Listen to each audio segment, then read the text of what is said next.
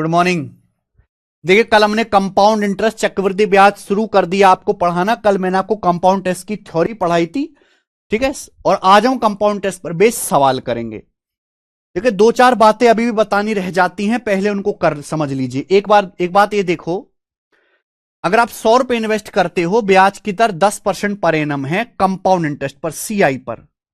अगर आप 100 रुपए इन्वेस्ट करते हो, ब्याज की दर 10% पर एनम है कंपाउंड इंटरेस्ट पर, तो क्या मतलब है? 100 रुपए एक साल बाद 110 बन जाएंगे, फिर 110 को 10% बढ़ाओगे 121 हो जाएगा, फिर 121 को 10% बढ़ाओगे 12.1 बढ़ाओगे तो 133.1 हो जाएगा। फिर 133.1 को 10% आप बढ़ाओगे तो 146.41 रुपीज हो जाएगा। यह मैं आपको कल बता चुका हूं। क्लियर है? आप बोलोगे हाँ सर। ये क्या है बच्चों? ये 1 साल के बाद अमाउंट है। ये क्या है? ये 2 साल बाद अमाउंट है। ये क्या है? 3 साल बाद अमाउंट है। जो आज अमाउंट है वो आगे के लिए प्रिंसिपल होगा। तो मैंने आपको कल ये समझाया कि था कि अमाउंट्स जो होते हैं मेरे प्यारे भाई, वो जीपी में होते हैं।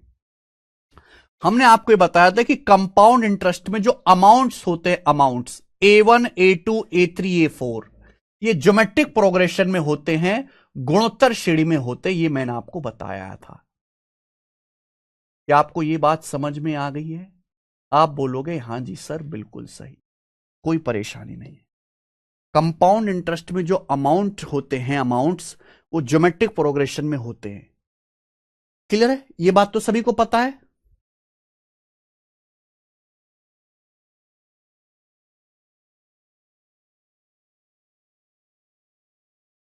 तो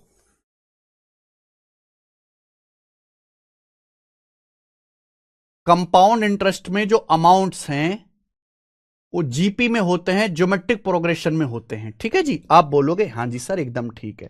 अब आप मुझे एक बात बताइए और बड़े ध्यान से सुनना। लेकिन ये तो मैं आपको कल समझा चुका। अब मैं आपसे पूछूं कि आपको फर्स्ट ईयर में ब्याज कितना मिला। आपने 100 रुपए इन्वेस्ट किया, ब्याज की दर 10% है, तो 100 रुपए का 10% 10 रुपए, तो आपको फर्स्ट ईयर में 10 रुपए ब्याज मिला। अब ये 1 साल बाद अमाउंट है, सेकंड ईयर के लिए प्रिंसिपल है, तो 110 रुपए का 10% 11 रुपए, तो सेकंड ईयर में आपको 11 रुपए ब्याज मिला। सेकंड ईयर में आप बोलोगे हां जी सर। अब 2 साल के बाद अमाउंट 121 है, लेकिन ये तीसरे साल का प्रिंसिपल है। 121 का 10% कितना होता है? 12.1 रुपए, यानी कि तीसरे साल में आपको 12.1 रुपए ब्याज मिला थर्ड ईयर में। 3 साल बाद अमाउंट 133.1 है, तो 133.1 का 10% 13.31, 133.1 का 10% 13.31। ये मेरे प्यारे भाई चौथे साल का ब्याज है, चौथे साल का ब्याज। आप बोलोगे हां जी। तो आप मुझे इस बात की जानकारी दीजिए मेरे प्यारे भाई, ये फर्स्ट ईयर का ब्याज है, ये सेकंड ईयर का ब्याज है, थर्ड ईयर का ब्याज है, ये फोर्थ ईयर का ब्याज है। तो ये जो पर्टिकुलर ईयर के जो सीआई हैं, ये जो पर्टिकुलर ईयर के फर्स्ट ईयर का ब्याज, सेकंड ईयर का ब्याज, थर्ड ईयर का ब्याज, फोर्थ ईयर का ब्याज, ये भी जीपी में होते हैं बहुत सारे। ये कॉन्सेप्ट तो हर बच्चे को पता है, लेकिन ये कॉन्सेप्ट 90% बच्चे को नहीं पता है। और जब भी इस कॉन्सेप्ट पे कम सवाल आते हैं, जब भी इस कॉन्सेप्ट पे सवाल आता है, बच्चे करना तो छोड़ो, छू भी नहीं पाते। जो पर्टिकुलर ईयर के सीआई है, पर्टिकुलर ईयर मतलब फर्स्ट ईयर का ब्याज, फर्स्ट ईयर का ब्याज, सेकंड ईयर का ब्याज, सेकंड ईयर का ब्याज मेरे प्यार में, फर्स्ट ईयर का ब्याज, सेकंड, देखो यहां पे मैंने सेकंड लिखा है, दूसरे साल का ब्याज, तीसरे साल में मिलने वाला कंपाउंड इंटरेस्ट, तीसरे साल का कंपाउंड इंटरेस्ट, और चौथे साल का कंपाउंड इंटरेस्ट, चौथे साल का कंपाउंड इंटरेस्ट, फोर्थ ईयर का ब्याज, ये भी जीपी में होते हैं, गुणोत्तर श्रेणी में होते हैं। पहले साल का चक्रवृद्धि ब्याज, दूसरे साल का, तीसरे साल का, चौथे साल का जीपी में होते हैं। आप बताओ, मैं एग्जांपल लिया हूं आपको समझाने के लिए, सबसे आसान। पहले साल आपको कितना ब्याज मिला? 10 रुपए। सेकंड ईयर में आपको कितना ब्याज मिला? 11 रुपए। थर्ड ईयर में आपको कितना ब्याज मिला? 12.1 रुपए। फोर्थ ईयर में आपको कितना ब्याज मिला? 13.31 रुपए। फोर्थ ईयर में कितना ब्याज है? 13.31 रुपए। आप बोलोगे हां जी सर बहुत सही, कोई प्रॉब्लम? तो फर्स्ट ईयर में ब्याज 10 रुपए, सेकंड ईयर में 11 रुपए, थर्ड ईयर में 12.1 है, फोर्थ ईयर में 13.31 है। क्लियर है? आप बोलोगे ये first year, second year, third year और फोर्थ ईयर के ब्याज है।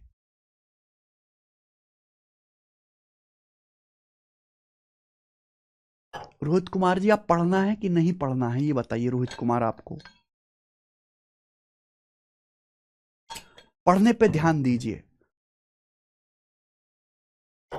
कुत्ते भौंकते हैं, कुत्तों का काम है भौंकना। कुत्ते को हड्डी फंस जाती है, उसको चबाता रहता है, भौंकता रहता है।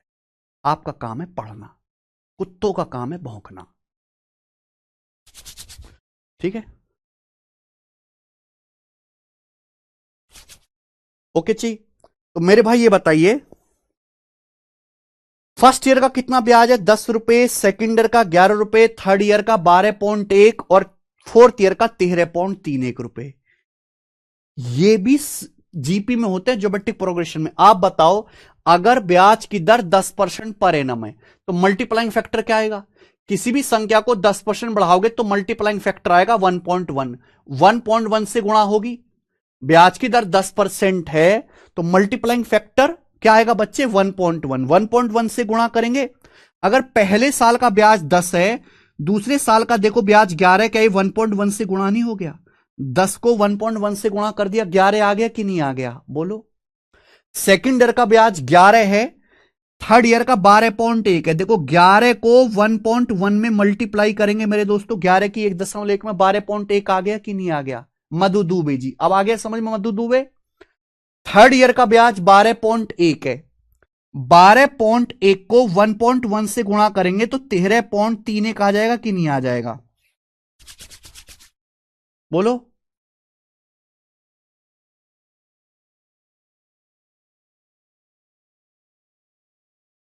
ये बात समझ में आ गई? किसी को कोई समस्या?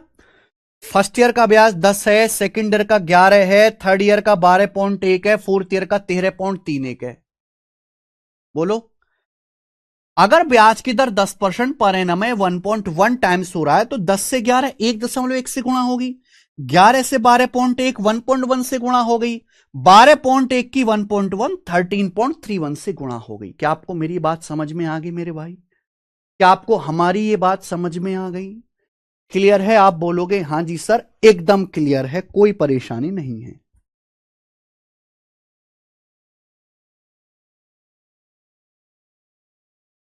तो ये दोनों लाइन इतनी खास बात हैं। चलो, इसे तो 100% बच्चे पढ़ने वाले जानते कि कंपाउंड इंटरेस्ट में अमाउंट जीपी में होते हैं। लेकिन जो पर्टिकुलर ईयर की सीआई है, फर्स्ट ईयर का ब्याज, सेकंड ईयर का ब्याज, थर्ड ईयर का ब्याज, फोर्थ ईयर का ब्याज, फिफ्थ ईयर का ब्याज, सिक्स्थ ईयर का ब्याज, ये भी जीपी में होते हैं। और आपको पता है, जो फर्स्ट ईयर का कंपाउंड इंटरेस्ट है वही फर्स्ट ईयर का सिंपल इंटरेस्ट होता है। अच्छा कुमार सिमव, ये कॉन्सेप्ट सभी को समझ में आ गया? आप बोलोगे हां जी सर, बिल्कुल सही, समझ में आ गया। लेकिन मेरे भाई एक चीज और बताना, ये फर्स्ट ईयर का, सेकंड ईयर का, थर्ड ईयर का, फोर्थ ईयर का, जब मैं आपसे कहता हूं सेकंड ईयर का ब्याज, दूसरे वर्ष का ब्याज, और जब मैं आपसे कहता हूं 2 साल का ब्याज, क्या आपको इन दोनों में कोई फर्क नजर आता है? जब मैं आपसे कहता हूं सेकंड ईयर का ब्याज, सेकंड ईयर मतलब केवल दूसरे साल में मिलने वाला ब्याज, ये पहला साल, ये दूसरा साल, यानी कि दूसरे साल का ब्याज। जब मैं आपसे कहता हूं सीआईएफ 2 ईयर, 2 साल का ब्याज, 2 साल का ब्याज का मतलब है फर्स्ट ईयर का भी ब्याज प्लस सेकंड ईयर का भी ब्याज, फर्स्ट ईयर का भी ब्याज प्लस सेकंड ईयर का भी ब्याज। समझ में आया?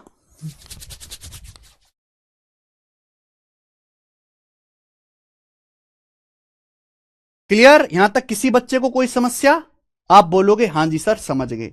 तो आप ये कह सकते हो यहां पर कि भाई 1 साल का ब्याज कितना है? 1 साल का, 1 साल का ब्याज 10 रुपए। 2 साल का कंपाउंड टेस्ट कितना है मेरे भाई, ये बताओ। 1 साल का कंपाउंड टेस्ट है 10 रुपए। 2 साल का कंपाउंड टेस्ट कितना है, जल्दी से बताओ। 2 साल का, 2 साल का। आप ये मुझे बताओ, 1 साल का कंपाउंड टेस्ट 10 रुपए, अगर मुझे 2 साल का ब्याज निकालना है, 2 साल का कंपाउंड टेस्ट निकालना है, 2 साल का, तो मैं कैसे निकालूंगा? जो भी 2 साल बाद अमाउंट है उसमें से प्रिंसिपल घटा दूंगा। भाई 2 साल बाद 100 रुपए, 2 साल बाद 121 बन गए। 121 में से प्रिंसिपल 100 रुपए घटा दीजिए। 121 में से 100 रुपए घटाऊंगा 21 रुपए। तो 2 साल का यानी कि फर्स्ट ईयर का प्लस सेकेंड ईयर का, फर्स्ट ईयर का 10 प्लस सेकेंड ईयर का 11 है। 2 साल का कंपाउंड इंटरेस्ट कितना आएगा? 21 रुपए आएगा। 2 साल का ब्याज कितना आएगा? 21 रुपए। आप मुझे एक बार बताओ, 3 साल का कंपाउंड इंटरेस्ट क्या आएगा? 3 साल का, जल्दी से जवाब दीजिए। 3 साल का कंपाउंड इंटरेस्ट क्या आएगा? 3 साल का, अगर 3 साल का कंपाउंड इंटरेस्ट आपको निकालना है तो कैसे आएगा मेरे भाई? 3 साल बाद जो भी अमाउंट है उसमें से प्रिंसिपल घटा दो। भाई आपने 100 रुपए इन्वेस्ट किया, वो 3 साल बाद 133.1 हो गया। तो 3 साल में आपको कितना ब्याज मिला? घटाइए तो यह आएगा 33.1, 33.1 रुपए आ जाएगा। आप बोलोगे हां सर आ जाएगा, आ जाएगा। मैं बच्चों आपसे यह पूछता हूं कि 4 साल का कंपाउंड इंटरेस्ट फर्क है। जब मैं आपसे कहता हूं फोर्थ ईयर का ब्याज, यानी कि केवल चौथे साल में जो ब्याज मिला है, जब मैं कहता हूं 4 साल का ब्याज, 4 साल के ब्याज का मतलब है first year plus second year plus third year plus fourth year, चारों साल का कुल मिलाकर ब्याज। तो मेरे भाई 4 साल में कितना ब्याज मिला आपको? 100 रुपए 146.41 बन गए। तो 100 रुपए 146.41 बन गए। तो 146.41 में से 100 घटाओ, 46.41, 46.41 आ गया मेरे प्यार भी, 46.41। ये 4 साल का कंपाउंड इंटरेस्ट आएगा। समझ में आ गया? आप बोलोगे हां जी सर समझ में आ गया, कोई भी परेशानी नहीं है। और यही मेरे प्यारे भाई, यही जो है ये जीपी में नहीं होते। बहुत सारे लोगों को कंफ्यूज हो जाएगा कि यहां भी मल्टीप्लाइंग फैक्टर का कॉन्सेप्ट लगेगा। यहां मल्टीप्लाइंग फैक्टर कॉन्सेप्ट नहीं लगेगा, बिल्कुल नहीं लगेगा। 1 साल का कंपाउंड इंटरेस्ट, 2 साल का, 3 साल का, 4 साल का, ये जीपी में नहीं होते। 1 साल का क्या हुआ है? लाइव में नहीं, लाइव में नहीं।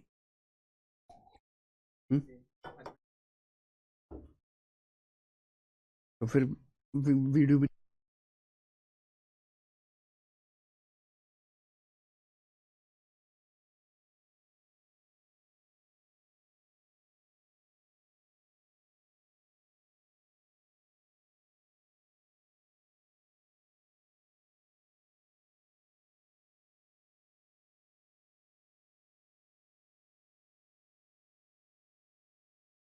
ठीक है भाई। तो 1 साल का ब्याज, 2 साल का ब्याज, ये देखो ये मल्टीप्लाइंग फैक्टर नहीं लग रहा है। यहां 1.1 से गुणा नहीं हो रही, बिल्कुल नहीं हो रही। तो कंपाउंड इंटरेस्ट में अमाउंट्स तो जीपी में होते हैं। पर्टिकुलर ईयर के भी है, फर्स्ट ईयर का, सेकंड ईयर का, थर्ड ईयर का, फोर्थ ईयर का, इस मंथ श्वेता, ये भी जीपी में होते हैं। लेकिन 1 साल का ब्याज, 2 साल का ब्याज, 3 साल का ब्याज, 4 साल का सीआई, ये जीपी में नहीं होते। क्या आपको मेरी बात समझ में आ गई? अरे हाँ है ना बेटा, मजाक में मत लो। ये कंपाउंड इंटरेस्ट चैप्टर पढ़ना ना आसान नहीं है। कोई समझे कि 5-6 घंटे, 7-8 घंटे में पढ़ के कंपाउंड इंटरेस्ट के सवाल पेपर में कर पाऊंगा? बिल्कुल नहीं कर पाएगा भाई, बिल्कुल नहीं कर पाओगे।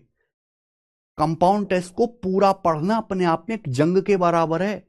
इतने ज्यादा कॉन्सेप्ट हैं, इतने ज्यादा टाइप के सवाल है सीआई में। हाँ इसकी वेटेज कोई औकात नहीं है इसकी, आना एक ही सवाल है पेपर में, लेकिन उस एक सवाल को सही करने के लिए बहुत मेहनत चाहिए। या तो आपको इस चैप्टर को पढ़ना है तो इस मेहनत से पढ़ो कि भैया मुझे बहुत ज्यादा पढ़ना पड़ेगा तब मेरे एक सवाल तैयार होगा। बिल्कुल स्किप कर दो, बिल्कुल ना पढ़ो। बीच में रुकने का कोई फायदा नहीं है इसमें, बीच में रुकने का। क्योंकि अगर एग्जामिनर को यह लगता है कि मुझे कैलकुलेटिव पेपर बनाना, मुश्किल पेपर बनाना है, तो अर्थमेटिक में यही एक ऐसा चैप्टर है कंपाउंड इंटरेस्ट जिसके वो मुश्किल सवाल बनाता है। मुश्किल पेपर बनाने का मतलब है वो सीआई के कैलकुलेटिव सवाल पेपर में डालेगा। कंपाउंड इंटरेस्ट के अमाउंट जीपी में होते हैं, पर्टिकुलर ईयर के सीआई भी जीपी में होते हैं मेरे भाई, ठीक है ना। और ये 1 साल, 2 साल, 3 साल, 4 साल का ब्याज भी जीपी में होते हैं। नहीं 2 शीट है सीआई की बेटा, 2 शीट है। ओके, आप बोलोगे हाँ सर ये समझ में आ गया अच्छी तरीके से, अब आगे जानते हैं। नेक्स्ट, अगला कॉन्सेप्ट आप मुझे बताना सोच समझ के। आपने सुना है, आपने सुना है ईयरली कंपाउंड? आपने सुना है yearly compounding? Yearly compounding, half yearly compounding, half yearly compounding, half yearly, और क्वार्टरली कंपाउंडिंग।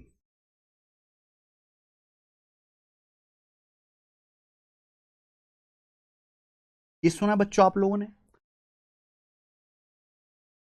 वार्षिक संयोजित, अर्धवार्षिक संयोजित और क्वार्टरली तिमाही संयोजित। Yearly compounding, half yearly compounding और क्वार्टरली कंपाउंडिंग।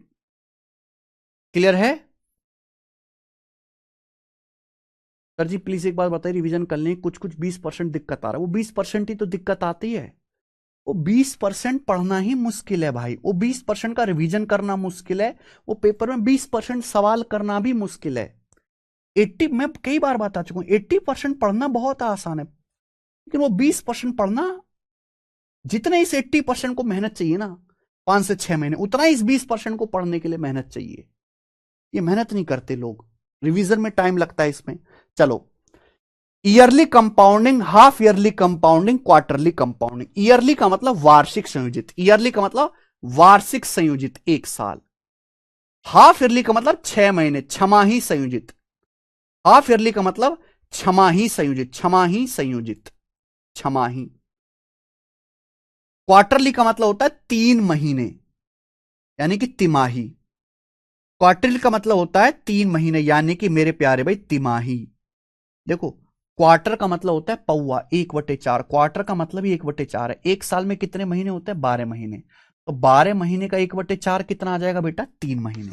तो क्वार्टरली का आ गया मेरे भाई 3 महीने। अब ध्यान से सुनेगा, आपने अक्सर देखा होगा कभी मॉक टेस्ट में या किसी किताब में आपने जिंदगी में सवाल लगाए हो तो आपने ये देखा होगा, ईयरली, हाफ ईयरली, क्वार्टरली, वार्षिक संयोजित, छमाही संयोजित, तिमाही संयोजित। सुना है आप लोगों ने कभी? क्या आप लोगों ने सुना है कभी? अरे बोलते ही नहीं है कुछ।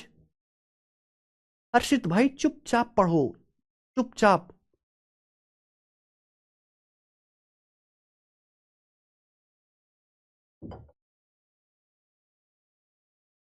आपने सुना है कभी मॉक टेस्ट में, कहीं किसी सवाल में, कहीं किताब में, कहीं भी प्रीवियस ईयर की प्रैक्टिस में, yearly compounding, half yearly compounding, quarterly compounding, वार्षिक संयोजित, छमाही संयोजित, तिमाही संयोजित?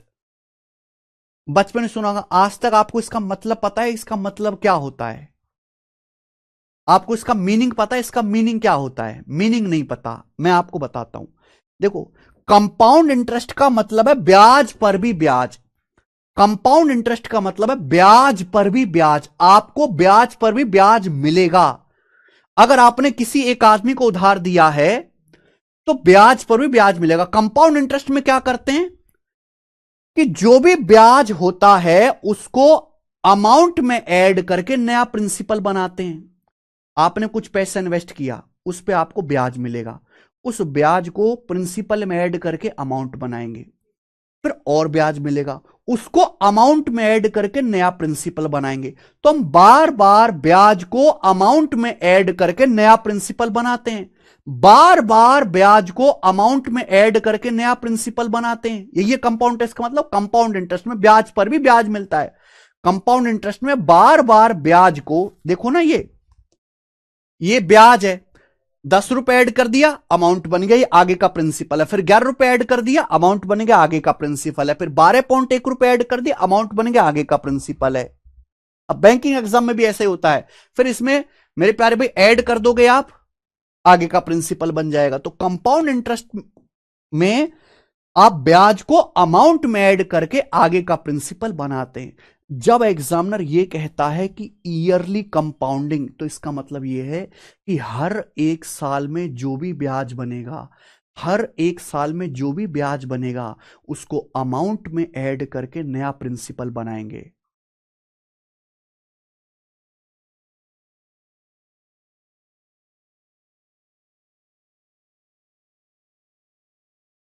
समझ में आया मेरे भाई? ठीक है, कोई बात नहीं गणेश।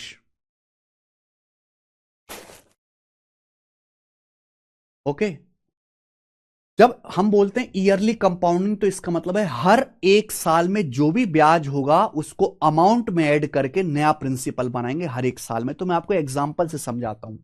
सपोज आपने 100 रुपए इन्वेस्ट करे, सपोज आपने 100 रुपए इन्वेस्ट करे, 100 रुपए, ब्याज की दर है 40% पर एनम, 40% पर एनम, और टाइम है 1 साल।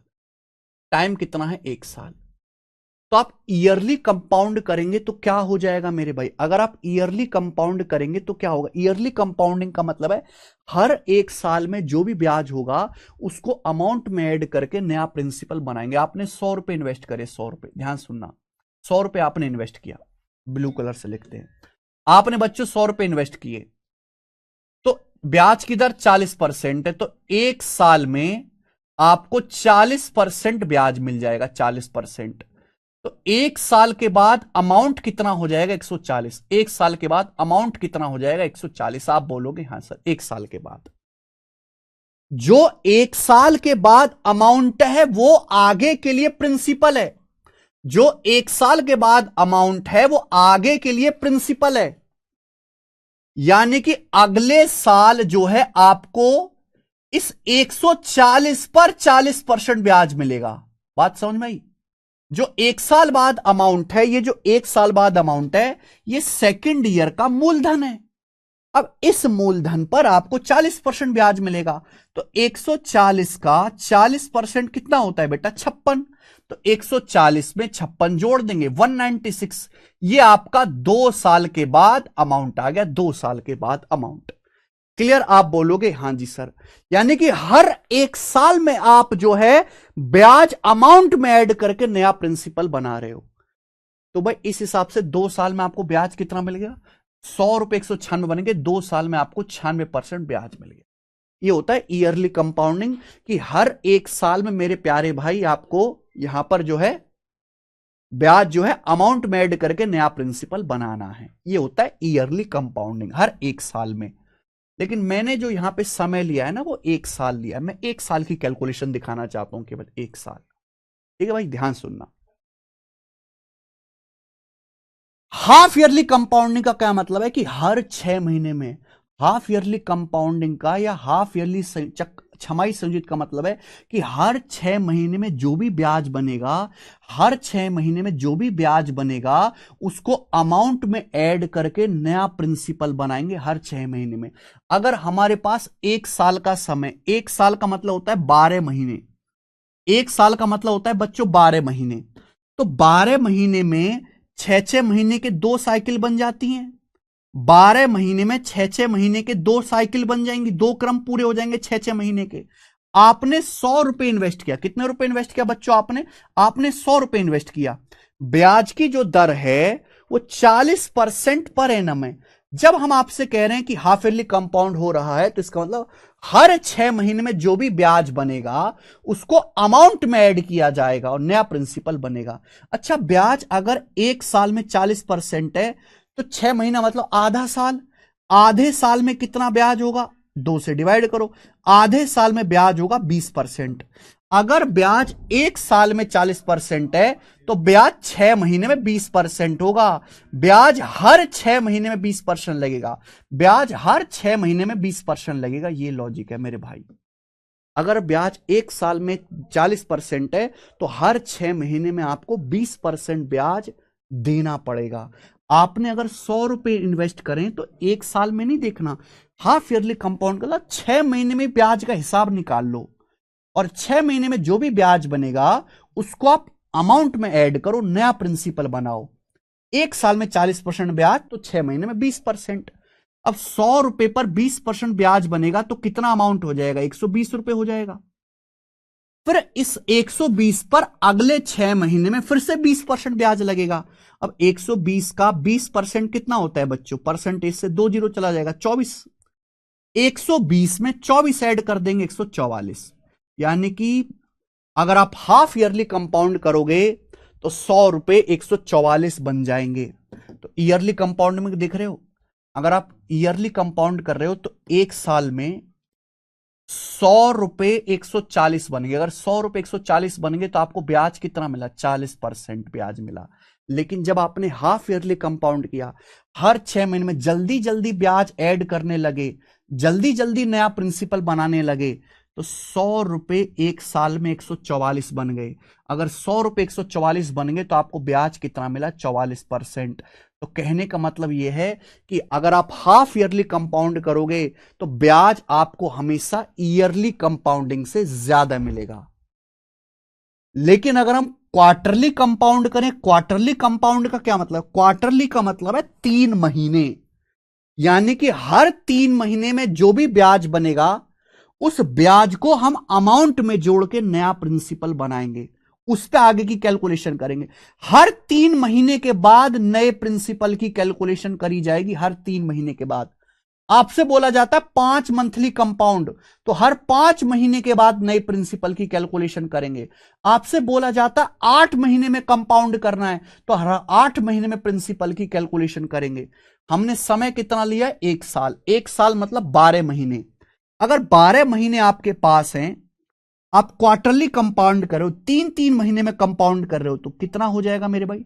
3 3 महीने की कितनी साइकिल बन जाएंगी? जल्दी से बताओ। 3 महीना, 3 महीना, 3 महीना, 3 महीना, तो ये हो जाएगा 12 महीना। एक बार ये कंसेप्ट पूरा हो जाए, ठीक है? 3 महीना, 3 महीना, 3 महीना, 3 महीना, 3 महीना, कितना हो गया भाई साहब? 12 महीना। अब आप मुझे बताओ, क्वार्टरली का मतलब होता है, क्वार्टर मतलब पौवा, पौवा मतलब 1/4 साल।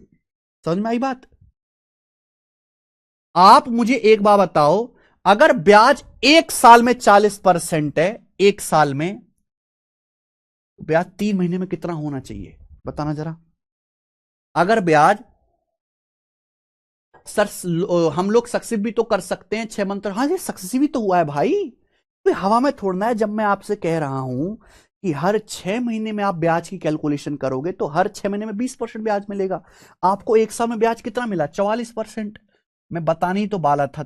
44 का मतलब 20 और 20 का 2 बार सक्सेसिव। 20 + 20 + 20 गुणा 20/100। 20 + 20 + 20 गुणा 20/100 कितना आ जाएगा दोस्त? बताना जरा। 44%। 20 + 20 + 20 गुणा 20/100, ये आ गया। जब हम आपसे बोलते हैं क्वार्टरली, क्वार्टरली का मतलब 1/4 साल। अगर ब्याज 1 साल में 40% है तो क्वार्टरली का मतलब 1/4 साल, 3 महीने में कितना ब्याज होगा? 10%। तो हर 3 महीने में आपको 10% ब्याज मिलेगा भाई। हर 3 महीने में 10% ब्याज मिलेगा। हर 3 महीने में 10% ब्याज मिलेगा। हर 3 महीने में, यानी कि हर 3 महीने में ब्याज ऐड करके नया प्रिंसिपल बनाना है। हर 3 महीने में ब्याज ऐड करके नया प्रिंसिपल बनाना है। अगर आज आपने 100 रुपए इन्वेस्ट किए हैं, 100 रुपए, तो 3 महीने के बाद 10% बढ़ के 110 हो जाएंगे। फिर अगले 3 महीने में 10% ब्याज मिलेगा। 110 को 10% बढ़ाओगे 121 हो जाएंगे। फिर अगले 3 महीने में 10% ब्याज मिलेगा। 121 को 10% बढ़ाओगे 133.1 हो जाएगा। फिर अगले 3 महीने में 10% ब्याज मिलेगा। 133.1 को 10% बढ़ाओगे 146.41 हो जाएगा। ये सेम वही एग्जांपल है, घिसा पिटा कल से ही पढ़ा रहा हूं मैं आपको, ठीक है ना? ये याद हो जाना चाहिए अब तक आपको एग्जांपल, ठीक है भाई? तो यानी कि हर 3 महीने में ही आपको 10% ब्याज ऐड कर लेना है, नया प्रिंसिपल बनाएंगे। अगर समय 1 साल है, 3 महीना, 3 महीना, 3 महीना, 3 महीने के 4 साइकिल बन जाएंगे, 4 क्रम हो जाएंगे। हर ब्याज 1 साल में 40% लेना है, लेकिन 3 महीने में तो 10% लोगे, तो यहां 10%, 10%, 10%, 10% का 4 बार सक्सेसिव होगा। आपने 100 रुपए इन्वेस्ट किया तो वो 146.41 बन गया, तो आपको ब्याज कितना मिला? 46.41 रुपए एक्स्ट्रा। यही आपका ब्याज है। 100 रुपए पर जो भी एक्स्ट्रा वही ब्याज है। 100 रुपए इन्वेस्ट करके 146.41 मिल गया आपको। 46.41 रुपए एक्स्ट्रा, वही आपका ब्याज है। यानी कि 10%, 10%, 10%, 10% का 4 बार आप सक्सेसिव करोगे फॉर्मूले से। 4 बार आप फॉर्मूला लगा के सक्सेसिव करोगे, 46.41% ही ब्याज आएगा।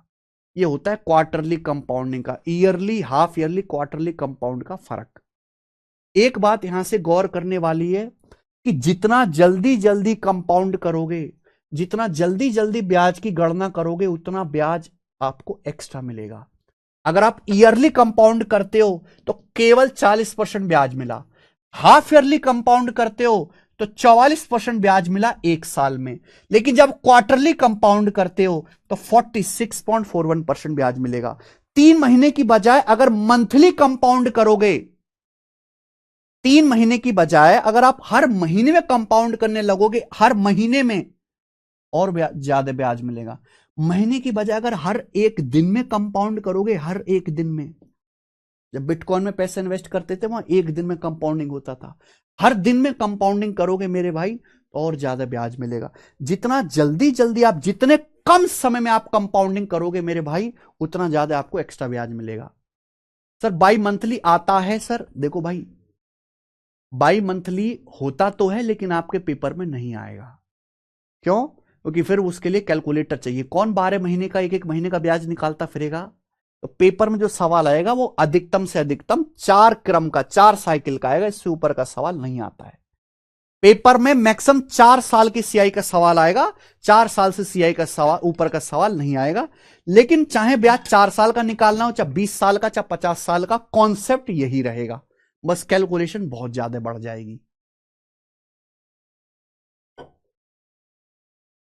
तो आज तक जिसे आप गधों की तरह समझ रहे थे ना कि हाफ ईयरली कंपाउंडिंग, लोग रट लेते हैं कि हाफ ईयरली में आधा कर दो, रेट को आधा कर दो, टाइम को डबल कर दो। क्वार्टरली में रेट को बटे 4 कर दो, टाइम को 4 गुना कर दो। वो नहीं है, वो गलत है, ऐसा नहीं है मेरे भाई। जितने भी समय कंपाउंडिंग किया जा रहा है, इसका मतलब यह है, जितने भी समय में कंपाउंडिंग किया जा रहा है कि उतने समय में जो भी ब्याज बनेगा उस ब्याज को आपको अमाउंट में ऐड करना है और नया प्रिंसिपल बना देना है। आगे कॉन्सेप्ट समझ में आ गया? Yearly compounding, half yearly compounding, quarterly compounding, बोलो हां। Yearly, half yearly, quarterly compounding समझ आ गया? समझ आया ना? मैं आपसे 2 सवाल पूछूंगा,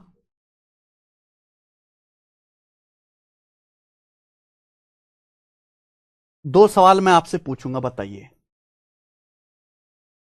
बताओ। आप कहोगे सर पहला ही सवाल इतना भयानक, आपने सर चैप्टर के कॉन्सेप्ट पढ़ा है, पहला ही सवाल इतना भयानक कैसे करेंगे हम छोटे बच्चे हैं, पहले हल्का वाला दीजिए। ये सबसे हल्का है बेटे, इससे हल्का होता ही नहीं है, ये सबसे हल्का सवाल है। एक बैंक 4 स्कीम देता है, आओ भाई हमारे बैंक में पैसे इन्वेस्ट करो, 4 स्कीम देता है। ग्राहक जो है अपना तुरंत खजाना लेके पहुंच गया, पी रुपए लेके ग्राहक पहुंच गया। कितने साल के लिए बेटा? 1 साल के लिए बैंक में पैसा जमा करने के लिए। ग्राहक के लिए कौन सी स्कीम सबसे ज्यादा फायदा? देखिए ग्राहक मेरी तरह गरीब होता है, ग्राहक हमेशा ये चाहता है कि उसको ज्यादा से ज्यादा ब्याज मिले, ज्यादा से ज्यादा ब्याज मिले। ग्राहक तो ये चाहेगा क्योंकि हम तो गरीब हैं, हम तो चाहेंगे बैंक हमें खूब ज्यादा से ज्यादा ब्याज दे। अब 3 स्कीम बैंक दे रहा है, इंग्लिश में पढ़ लीजिए, हिंदी में पढ़ लीजिए। आप बताओ, पहली है ब्याज की दर, देखो 24% है, ब्याज की दर 24, 4 स्कीम है, सॉरी 3 नहीं है, 4 स्कीम है, ब्याज की दर 24% है। पहली स्कीम है जिसमें क्वार्टरली कंपाउंड है, दूसरी स्कीम है हाफ ईयरली कंपाउंड है, तीसरी स्कीम में वार्षिक कंपाउंड है, और चौथी स्कीम में सिंपल इंटरेस्ट है। 4 स्कीम दे रहा है, बताओ ग्राहक के लिए कौन सी स्कीम बेस्ट है? आप कौन सी स्कीम में पैसा लगाओगे अगर आप ग्राहक होते? ब्याज की दर 24% है, 4 स्कीम में 24%, 24%, 24% का ब्याज ले लो। ये क्वार्टरली कंपाउंड है, हाफ ईयरली कंपाउंड है, ये वार्षिक कंपाउंड है, ये साधारण ब्याज है। कुछ नहीं करना बेटा भाई, सिंपल इंटरेस्ट से ज्यादा ब्याज तो कंपाउंड इंटरेस्ट में मिलता है, और कंपाउंड इंटरेस्ट में ज्यादा ब्याज तभी मिलेगा जब जल्दी जल्दी कंपाउंड करोगे। यानी कि एनुअली से ज्यादा ब्याज हाफ ईयरली में मिलेगा, हाफ ईयरली से ज्यादा ब्याज क्वार्टरली में मिलेगा। यानी कि जो हमारी पहली स्कीम है जो हर 3 महीने पे कंपाउंड हो रही है, उसमें सबसे ज्यादा ब्याज मिलेगा। ये बताओ, इसमें तो सॉल्व ही नहीं करना था कुछ। हाफ ईयरली, अरे तेरी ऐसी हाफ ईयरली नहीं है, क्वार्टरली है।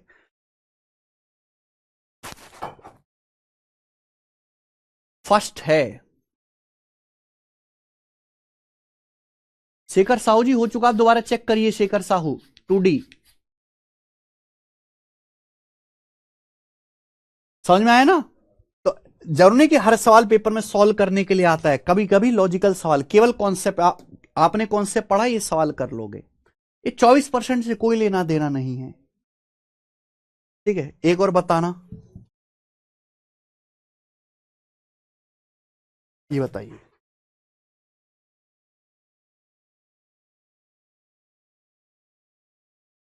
चलो करके दिखाओ भी सवाल।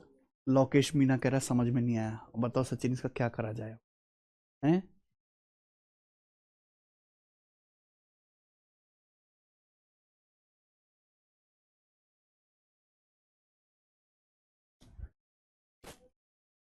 ये अगर इसके बाद भी नहीं समझ में आ रहा तो इसको क्या समझाएं हैं?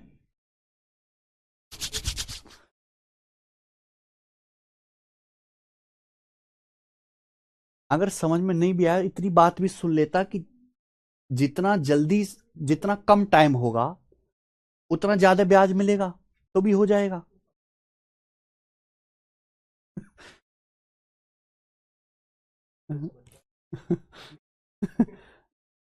हाँ, तो वहीं पे लगाते हैं। वहीं पे लगाओ। हाँ जी, करो जरा ये सवाल करना आप। ऐसा नहीं कि बहुत हाई फाई पेपर का सवाल, ये सवाल एसएससी जीडी 2021 के पेपर का है।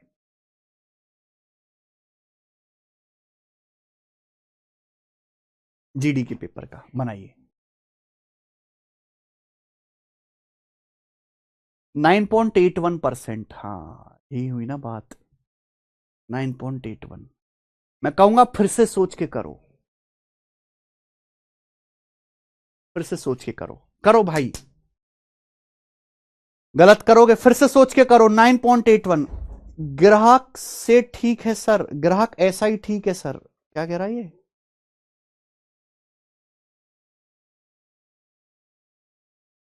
फिर से सोच समझ के करो। Option B 9.81। बेटे जो दिखता है ना वो आंसर होता नहीं है, जो लगता है वो होता नहीं है।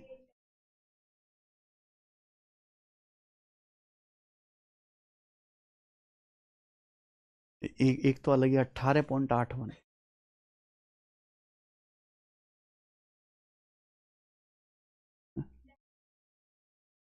चलो करो अभी, 5 मिनट में करेंगे अब इसके बाद, ठीक है? बाकी सवाल।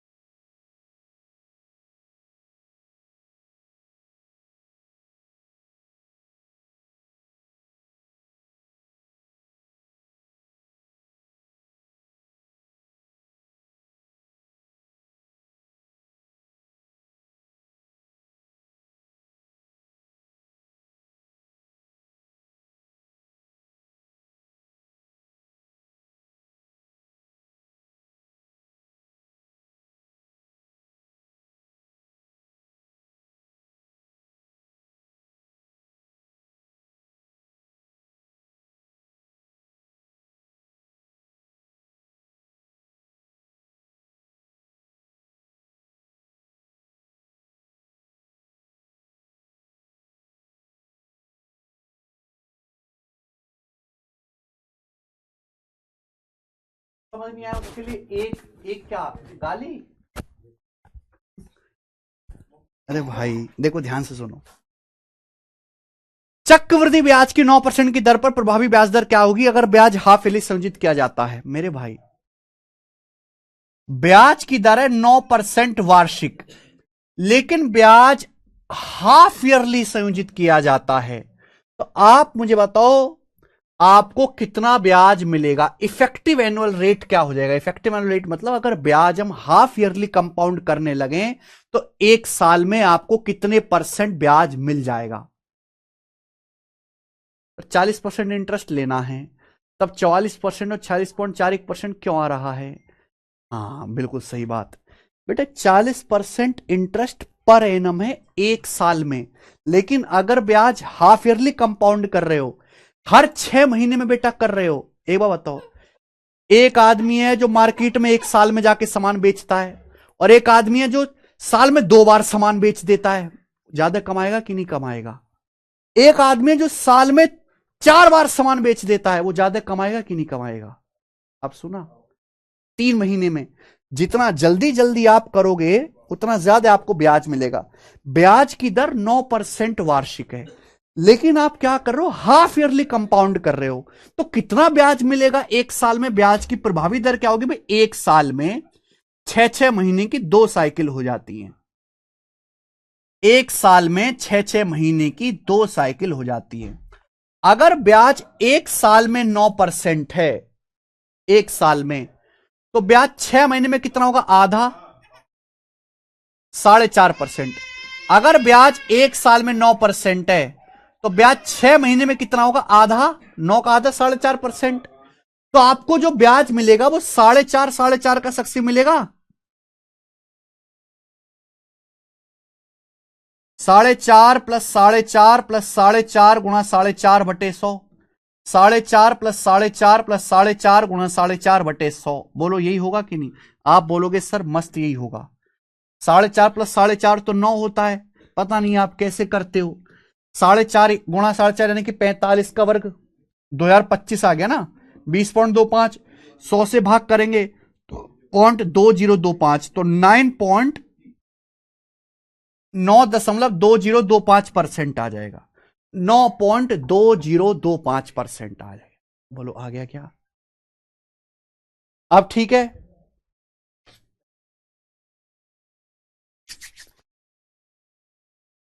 अब ठीक है बेटा, आप कर लोगे क्या?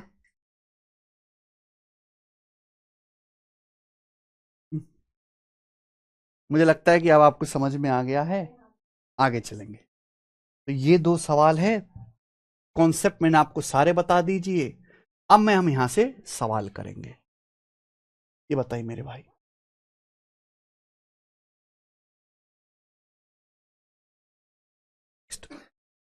आज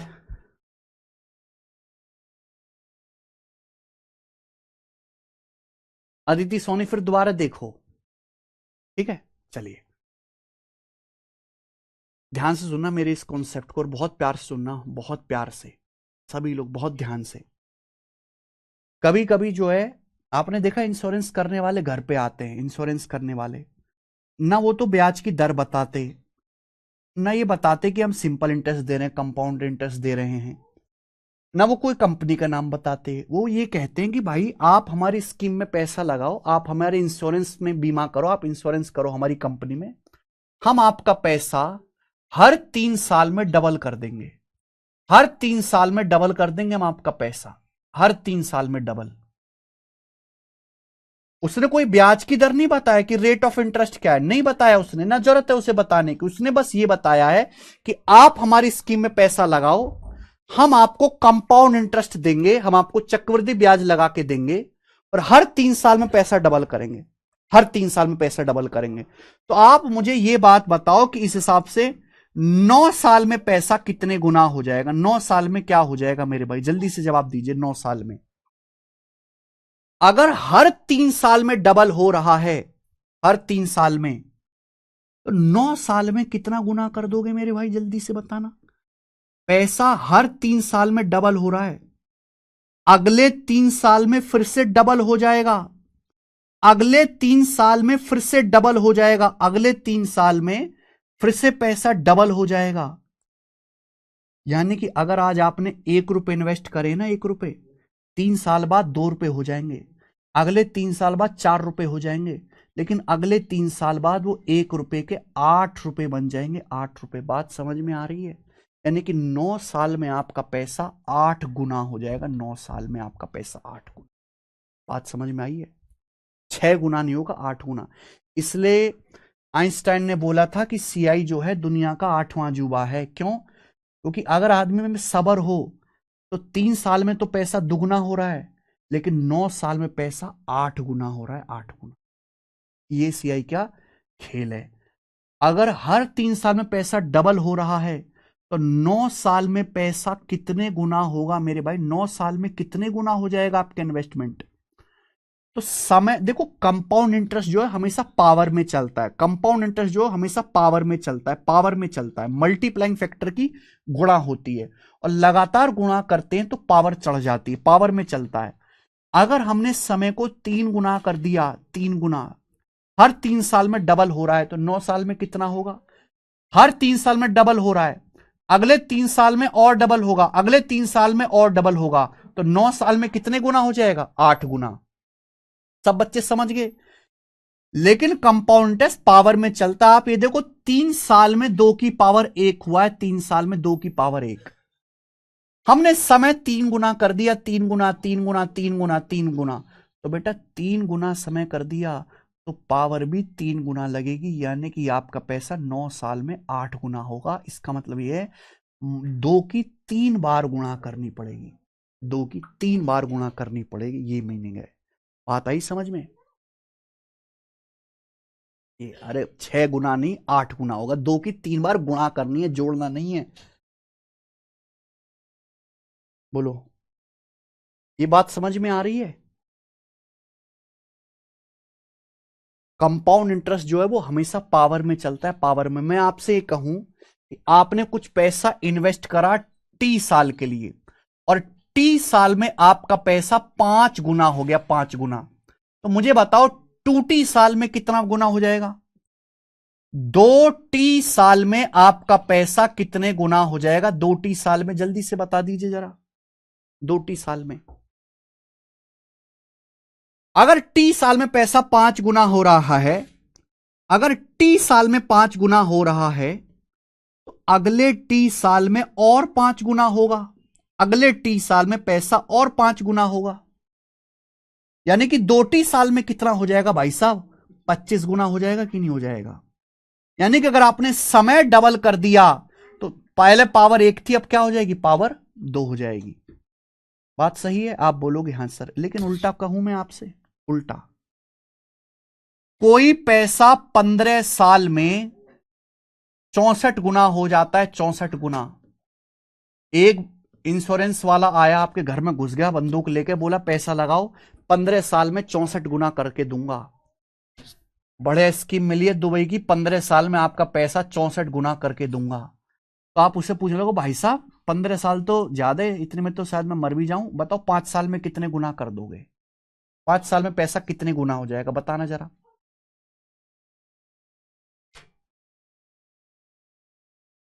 बताइए जल्दी से, सोच समझ के बताना।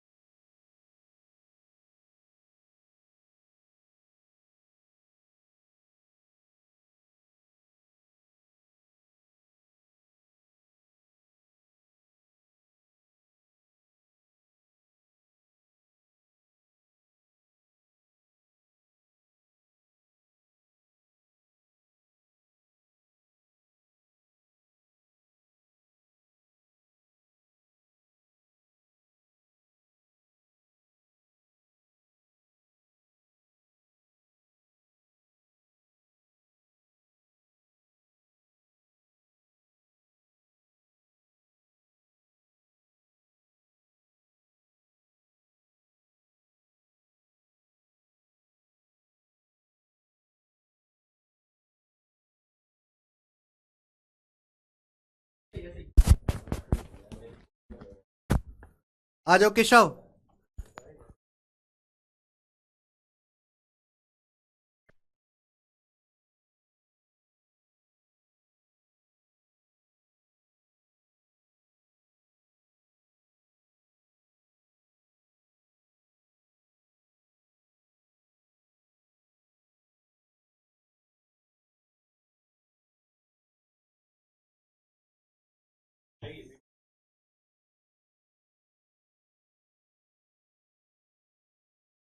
आज केशव भाई का बर्थडे है भाई, तो हम बीच में क्लास ऑफ थोड़ी देर के लिए पॉज करके केशव का बर्थडे मनाने गए थे। हमारे केशव भाई को आप जानते हो, नाम आपने सुना ही होगा बीच बीच में क्लास में। तो आज केशव भाई का बर्थडे है। केक वैसे हमने काट लिया, मैं बस आपको दिखा रहा हूं, खा तो तुम सकते नहीं है भाई। तो आप सभी की तरफ से, हमारी तरफ से, हमारी पूरी गगन प्रताप मैथ्स की टीम की तरफ से केशव को happy birthday. Keshav thank you sir. अच्छा, कितने साल के हो गए केशव तुम? सही सी बताना। सोचना पड़ेगा। हैं? सोचना पड़ेगा। सोचना कैसे पड़ेगा? Long time. 25 साल का? 27 साल के हो गए?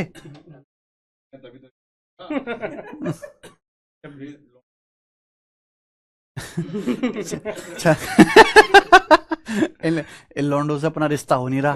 केशव का कैसे इनके रिश्ते बने बनाए टूट गए हैं। ये इधर से वीडियो ले लो, थैंक यू भाई। इधर से इस कमेंट्स की वीडियो ले लो एक बार, ठीक है?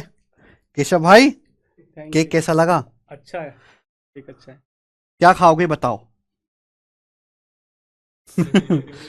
चलो ठीक है भाई, चलो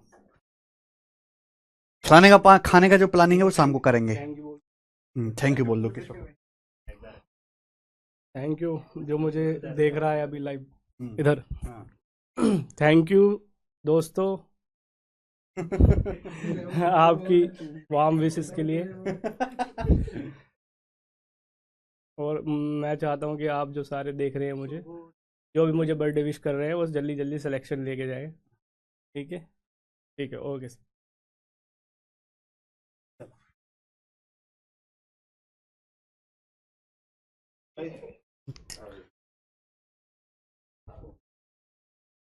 ओके, तो बच्चों ये कर लिया आपने।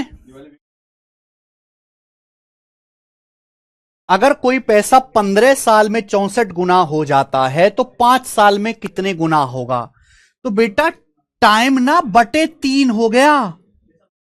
देखो अगर टाइम 3 गुना होता है तो पावर 3, लेकिन टाइम बटे 3 हो गया तो क्यूब रूट करना है।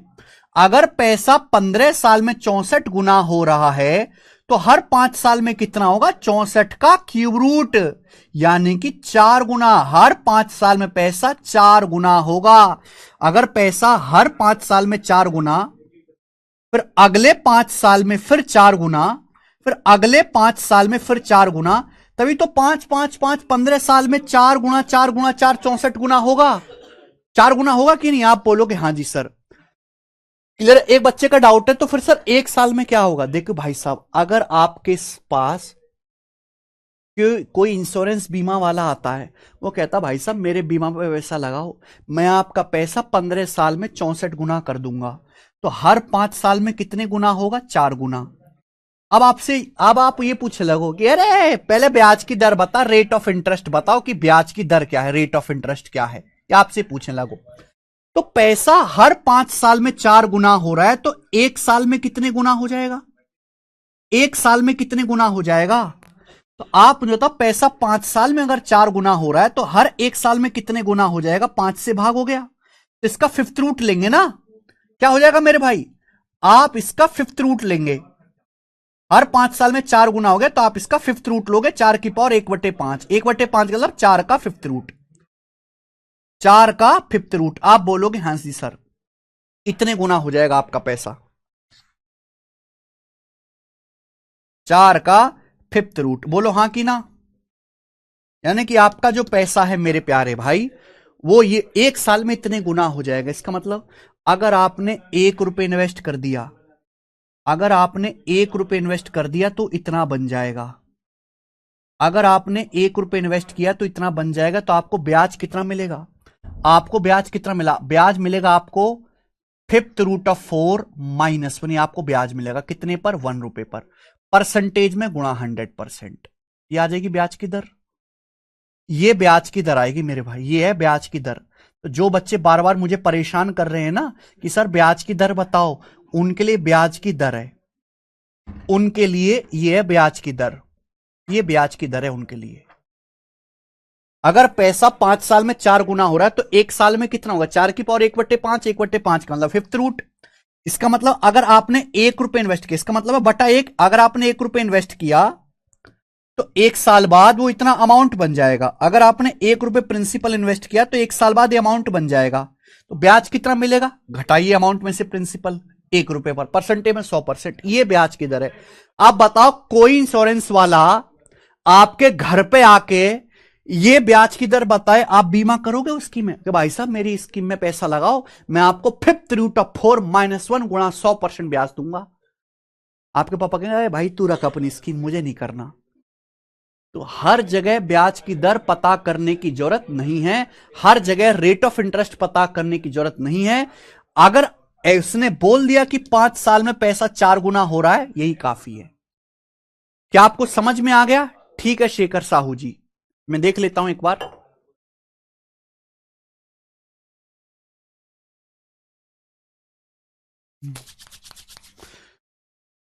ठीक है बच्चों, अगर उसने बोल दिया कि हर 5 साल में पैसा 4 गुना हो रहा है तो इतना काफी है, 4 टाइम्स हो रहा है। मुझे लगता है आपको बात समझ में आ गई है। अब सवाल कर लेते हैं, ये 2 सवाल रह गए थे, बताइए। बोले एक धनराशि 2 साल में 2.25 गुना हो जाती है, ब्याज एनुअली कंपाउंड है, ब्याज की दर बताओ। कोई धनराशि 2 साल में 2.25 टाइम्स हो जाती है, कोई धनराशि 2 साल में 2.25 गुना हो जाती है, ब्याज एनुअली कंपाउंड है, ब्याज की दर। अगर 2 साल में 2.25 गुना हो गई तो 1 साल में कितने गुना होगी? अंडर रूट, इसका अंडर रूट 2.25 का अंडर रूट, समय आधा हो गया ना तो अंडर रूट लेंगे 1.5 गुना। पैसा 1 साल में 1.5 गुना हो गया, और 1.5 गुने का मतलब है 150%। अगर ये 150% हो गया, 100% का 150% होगा, तो जो एक्स्ट्रा 50% है वो ब्याज है। बहुत सारे बच्चे इसका आंसर 15 बताएंगे, गलत है, इसका आंसर 50% है। समझ में आया? ये देखिए, अगर पैसा 3 साल में, अगर कोई धनराशि 3 साल में 1331/729 गुना हो जाती है, यानी कि आपने 729 रुपए इन्वेस्ट किया, 3 साल में 1331 हो गया ब्याज की दर के। अगर 3 साल में ये हो गया तो 1 साल में पैसा कितने गुना हो जाएगा? क्यूब रूट, इसका क्यूब रूट 1331 का क्यूब रूट 11, 729 का क्यूब रूट 9। इसका मतलब अगर आप 9 रुपए इन्वेस्ट करोगे, अगर आप 9 रुपए इन्वेस्ट करोगे तो 1 साल के बाद 11 हो जाएगा, तो आपको ब्याज कितना मिलेगा? 2 ब्याज मिलेगा, 2/9। और 2/9 का मतलब 22 सही 2/9% ब्याज की दर है, ए ऑप्शन। 22 सही 2/9%, क्लियर है? 22 सही 2/9% ब्याज की दर है। समझ में आ गई बात?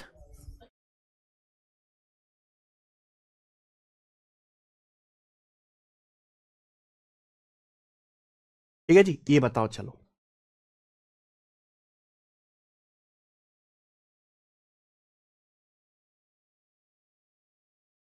ये सवाल करके बताओ आप मुझे। ये सवाल जो है बहुत खतरनाक है, बहुत सारे बच्चे इस सवाल को गलत करेंगे, गलत। कोई सम ऑफ मनी 1 साल में 625/256 गुना हो जाती है। कोई धनराशि 1 साल में 625/256 गुना हो जाती है। कोई सम ऑफ मनी 1 साल में 625/256 गुना हो जाती है, लेकिन ब्याज क्वार्टरली कंपाउंड है, ब्याज हर 3 महीने में संयुक्त होता है। तो ब्याज की वार्षिक दर बताओ, रेट ऑफ इंटरेस्ट क्या होगा पर एनम। अब आप मुझे एक बात बताओ, अगर ब्याज 1 साल में 625/256 गुना हो रहा है, हम क्वार्टरली कंपाउंड करें, क्वार्टरली का मतलब 3 महीना, तो 3-3 महीने की 4 साइकिल बनेंगी, 3 महीना 3 महीना 3 महीना 3 महीना, बोलो हाँ कि ना। अगर ब्याज एक साल में 625/256 गुना हो रहा है एक साल में, लेकिन क्वार्टरली कंपाउंड करें तो हर 3 महीना 3 महीना 3 महीना 3 महीने की 4 साइकिल हो जाएगा 12 महीने। आप बोलोगे आंसर। अगर पैसा एक साल में 625/256 गुना हो रहा है तो पैसा हर 3 महीने में कितने गुना हो गया? जवाब दीजिएगा। हर 3 महीने में फोर्थ रूट, एक साल का क्वार्टर 1/4 है, फोर्थ रूट 625/256 का फोर्थ रूट लेना पड़ेगा। पैसा हर 3 महीने में कितने गुना हो जाएगा? 625/256 का फोर्थ रूट, यानी कि 5/4 गुना, 5/4 गुना हो जाएगा। हर 3 महीने में पैसा 5/4 गुना, अगले 3 महीने में और 5/4 गुना, अगले 3 महीने में और 5/4 गुना, अगले 3 महीने में और 5/4 गुना। तो ये आ गया 625/256 आ गया। आप ये बताओ, अगर पैसा 3 महीने में 5/4 गुना हो गया तो आपको ब्याज कितना मिल गया? 4 रुपए 5 बन गए, तो आपको ब्याज कितना मिला? 4 पर 1 रुपए।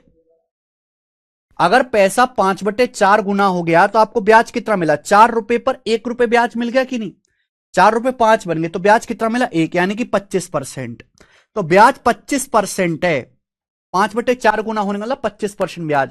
कुछ बच्चे जोश जोश में सवाल का आंसर 25% बताएंगे, यही गलती है। ये 25% ब्याज 3 महीने में है। 3 महीने में ये 25% ब्याज हर 3 महीने में। पूछा है ब्याज की वार्षिक दर। अरे ब्याज की वार्षिक दर, ब्याज तो एनुअली बताते हैं ना, एक साल में कितना परसेंट ब्याज है। इंटरेस्ट पर एनम, एनम का मतलब वार्षिक। ये ब्याज 3 महीने में 25% है, हर 3 महीने में। तो अगर एक साल में ब्याज निकालेंगे तो 4 से गुणा करना पड़ेगा, तो ब्याज की जो दर है वो 100% पर एनम है। अगर एक साल में 100% ब्याज होगा तो हर 3 महीने में 25% का सक्सेसिव चलेगा। तो ब्याज की जो दर है ना वो 100% पर एनम है। ये इसका आंसर है भाई। ठीक है, 100%। यही तो बेसिक था बेटा, ये तो मैंने आपको बेसिक ही तो बताया। ये है, ये सब मैंने आपको बेसिक ही तो बताया। ये तो बेसिक, और कौन सा बेसिक जानना है आपको? रविकांत तिवारी जी कल का लेक्चर देखिए, उसमें भी बेसिक ही है।